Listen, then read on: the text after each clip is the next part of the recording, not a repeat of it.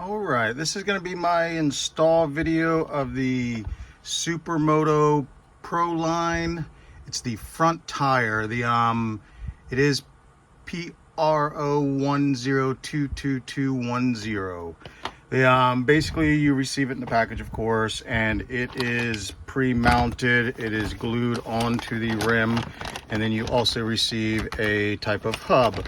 It's just a plastic hub. Take it out of the box. Mine's been installed, so it does look a bit different. I've painted it and just things like that. But you take your plastic hub and you install it on here, and that's kind of the setup right there. It doesn't have bearings, and that's pretty much all you get. You get a front tire, and it is installed and glued. I did balance it, so that's why there is little yellow clay spots on there. And now you have your bike, your Losi Promoto MX. It is have the stock tire on it with the front caliper, brakes, and rotor. You can see it's basically a takeoff install. You remove and uninstall. Now the two sizes that you will use as far as a Allen key or set or something like that, a tool set, you will use a 2.5 and also a 2.0. The 2.0, the first thing to do is you're going to want to loosen up this bottom piece right here. It's a little Allen set. You just go ahead and loosen it, and what it does is it loosens the clamp on there. Then you'll go ahead and take your 2.5, stick it in there, and then that will go ahead and start to unscrew the shaft itself. As you can see, there is a nut on this side, which would be a nut like as in on a tool like this, but you don't need to use that tool because it's recessed inside there and holds it as a solid nut. You'll unscrew here. Basically, you'll want to take your driver or whichever to unscrew, and then once you get it unscrewed, it almost starts to separate the forks. As you can see, they are a little bit separated. It's pretty much undone once it's like that. I'm going to grab the shaft, and it's not undone yet, so keep going, and you almost feel it undo. It wants to slide out. Go ahead and pull your shaft out. I have my fingers under the tire itself, kind of holding it up. It is wanting to drop out. We'll drop it right down and forward. Basically, the reason you go forward is just because, as you can see, you have two brake pads here that are inside of a caliper, and they are held on by these two screws right here. Now we're going to go ahead and install the SuperMoto tire onto the bike itself. You do have to remove this. Now, you can buy a kit that does come with the centerpiece, the bearings, the metal slide rod in there, and also this rotor with these 6 screws. For this installation, I just have the tire and the centerpiece, so I'm going to uninstall everything. For this one, you will want to use the 2.5 driver. Or my bad, it's the 2.0, and that goes onto these itself, and just back them all off. You're basically just going to want to unscrew everything just unscrew it all, and don't lose any of your pieces. I'm going to go to each one. Now, I did install this today, so I'm just kind of put it all back together to take a video to show how to install the SuperMoto tire. But I have removed all of these here as far as just loosening them up. I'm going to go ahead and go back over them just to kind of make sure that I can lift the rotor up. I'm not going to do anything crazy as far as trying to lose the screws or anything, so I'm going to do it to where I can just lift the rotor up and all the screws kind of stay attached. That way all my screws are there. I can just set that down, and then I will look at here I do have to remove the bearing and also these 6 screws from here. So once again, I will take my 2.0 driver, I will put it into my drill, and then I will go ahead and remove these 6 screws. It is I wouldn't say a lot of screws, but you do have to kind of loosen them all up and take them all out one at a time, and also install them one at a time to complete the tire install. Now my tire itself is pretty much ready to come out. These screws just hold the plastic hub in, which is that centerpiece. I'm going to push on it a little bit as I unscrew, and then that way I can remove all these screws. It kind of pushed out. There's the 6 screws you want to remove. You can see them in there. I'm just going to set them down here because I am going to reuse all these screws to install the SuperMoto tire. 1, 3, 4, 5, and 6.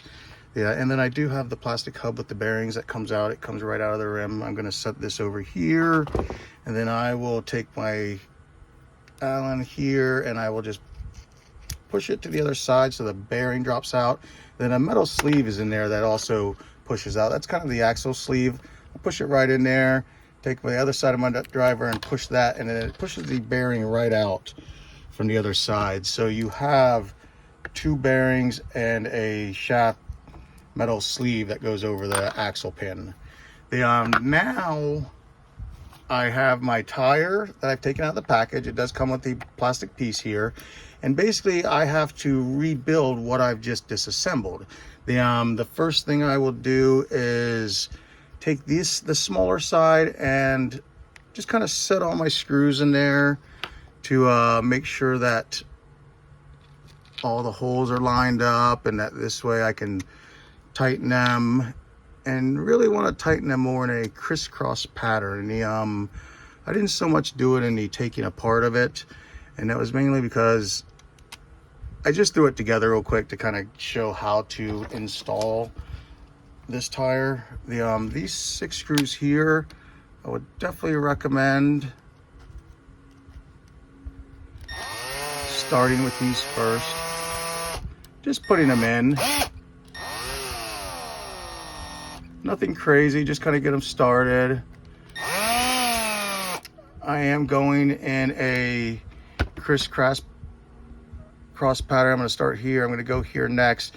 I am going to hold my fingers on here and flip it over to kind of show you that basically the holes will line up. You can see a little bit of light through there as you tighten the back ones for this side. Now I've done this one. I'm going to come up here. I'm not really tightening them with the nut driver, and it's only because of the I don't want to strip any plastic. I am plastic on plastic. There is an upgraded aluminum hub, but I'm just using the stock plastic one.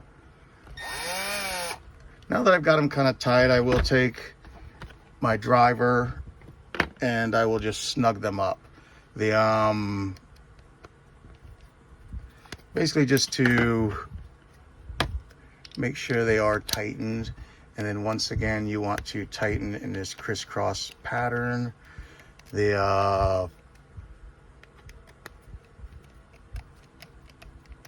One there, like a star, I would assume.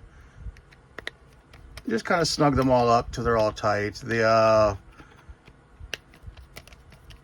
is plastic with metal screws, so you do want to have a feel or a touch for when they are tight. You'll feel it come to a stop, and basically that's going to be tight. You do want to equally do them in a crisscross pattern and tighten them all down flush.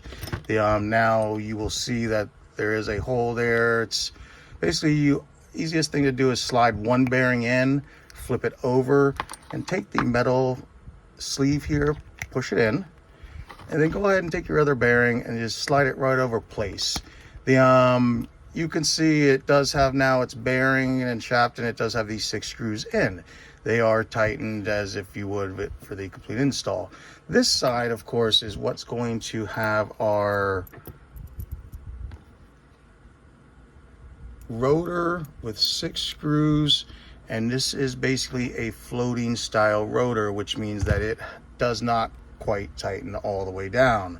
You can see where you tighten the screws themselves, they stop here, which is where it will stop on the plastic of that hub, and then it has this little bit of area, which is maybe 1/8 of an inch to slide up and down for that rotor, and it kind of just allows the rotor to go like this unturns, and that way it doesn't rub on the brake calipers quite, and it kind of just helps center it, keep it centered, and it doesn't bind, I would assume.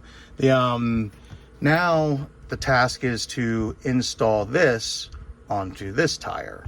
Once again, you will take your, I believe it's 2.0,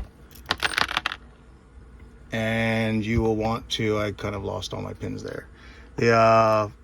Just line it up, set it on there.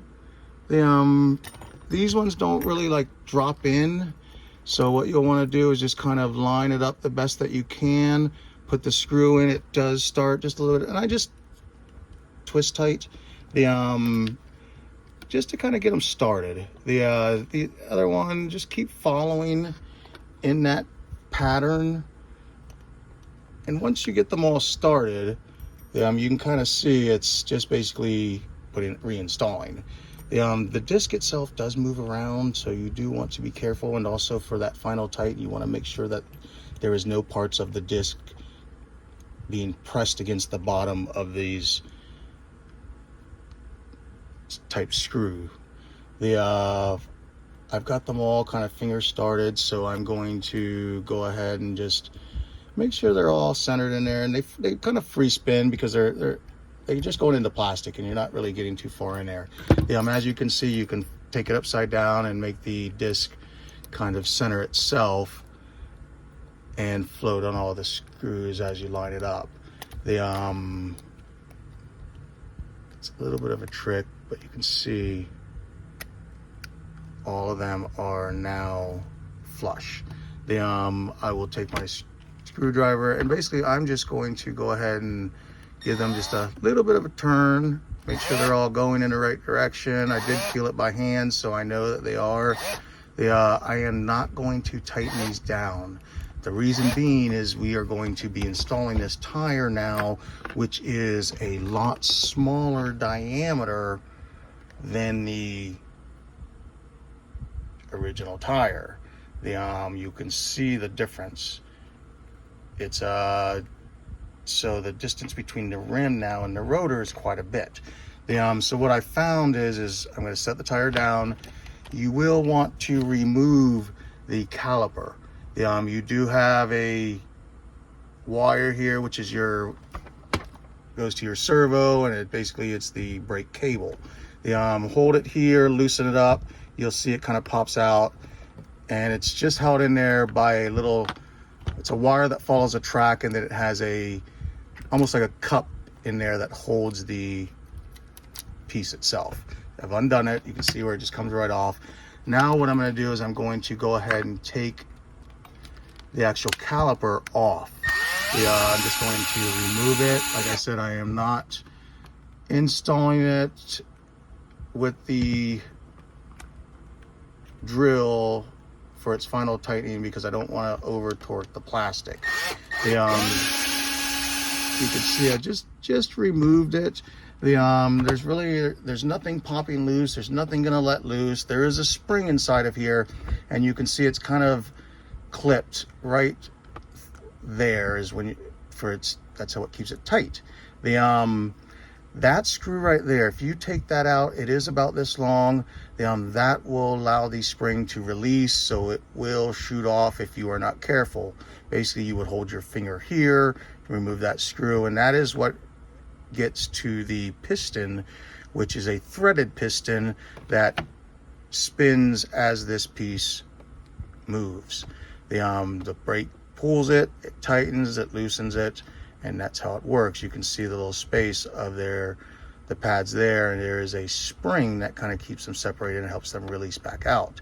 Now that I have this off, I have the SuperMoto tire. You can see that I do have this installed, but it is not tightened. I'm going to take the caliper and I'm going to slide it onto the rotor. It's kind of a easy process in a sense because you are just sliding two plates over the rotor itself, but it's not the easiest because there is a spring inside of there. So I just kind of gingerly pop it to where it slides on. You'll see how now it is on there. I'm going to leave it on there And then now I'm going to install the tire itself onto the bike. Leave everything loose like I have it. You can see these spin, they rotate. I'm gonna kind of leave them out. I'm gonna push the tire in there to where it needs to be. You can see here on this side that it basically goes in, and you want it forward. There's plenty of room to have all that in there. I'm going to hold it in my hand now that I have both of them sides in there. Just kind of take the drive shaft, wiggle it in there because I want to be able to let go of it. So I'm going to turn it to this side. Everything is loose still, but the screws are all in place. The caliper is not, but it is pushed on there and it's kind of holding there. You can see it moving around, but it won't fall off as long as you're aware that it's there and you kind of keep a note to hold it at times when you're moving it around a lot. Now that I've got the pin started, I'm going to go ahead and turn the bike so that way I can kind of see from the side what I'm looking at here. I have the caliper in one hand, and I'm going to just rotate it and place it right onto the 2 screw holes that it goes on. Now the downside is I left the screw on the bottom, so I have to take my tool and push it out so that way I can make those 2 plastic pieces go flush. I now have them flush in there. I'm going to reinsert my bottom screw. It's only because it's the bottom and it's easiest for me to just push it right in. Take my tool and just basically reinstall that pin or screw. Now at the whole time you can see, and it's starting, so I'm going to let it go, but you can see now that the caliper is on the rotor, yet all these pieces are still loose. It's all kind of loose in there, but I have a pin that's in there kind of holding it there. Well, now that that's like that, I'm going to go ahead and take my caliper, go ahead and just tighten it up a little bit. I'd say about halfway, just to kind of get it there. I'm going to take my top one. I am going to go ahead and install it also. It is all plastic you're going back into, so you want to kind of line everything back up and just make sure that you're not forcing anything. I'm just kind of going to go about halfway on this to tighten it, to kind of give you the overview. You can see that the caliper itself is in place. I am going to go ahead and just kind of screw it in a little bit further so that way it's there. Nothing too tight. I'm not going to finalize it in this. And now it's kind of in place. You can see it there. Now the tire itself still has a pin that hasn't been shoved all the way in, but I'm going to take the tire now, pull my pin back out a little bit, and just wiggle it around until my pin goes in. The pin's in there, but I'm not going to tighten it or anything.